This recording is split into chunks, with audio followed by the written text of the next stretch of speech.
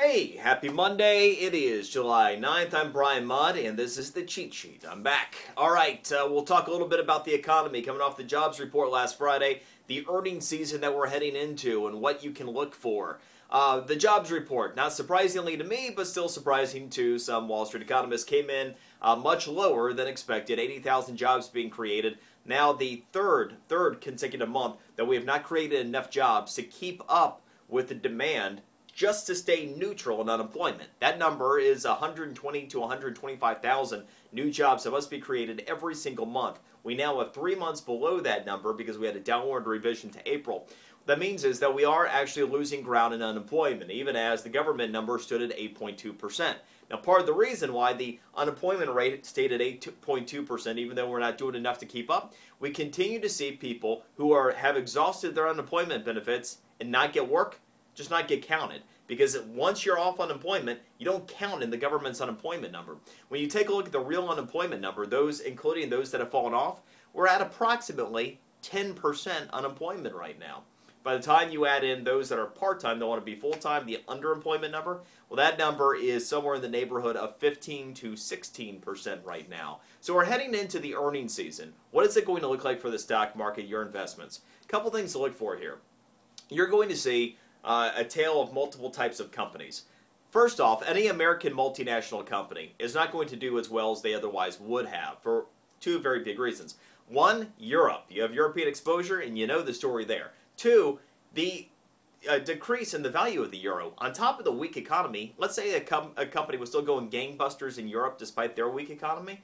Well, the problem is, as their currency is devalued against the U.S. dollar, the amount of earning power that American multinational companies gain from the euro isn't as great. So look for American multinational companies not to have such a great earnings season. The companies that will do well, companies that are focused either in growth markets, especially the U.S., but also that benefit from gas prices going down. Because one thing that you're going to see is just as your own pocketbook got a little bit of relief recently as gas prices have come down, so have companies, of course. And so a lot of companies that have a lot of expense on the energy side that are domestically focused might be some of your surprise performers when we get the earnings reports as we get the season started.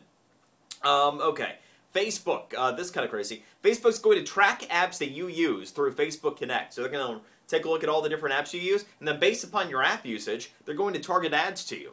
Now, Facebook's already been in the crosshairs of many over privacy concerns about the amount of information they utilize and share with other parties. And now they're going to be tracking all your movements on your apps too. How do you feel about that?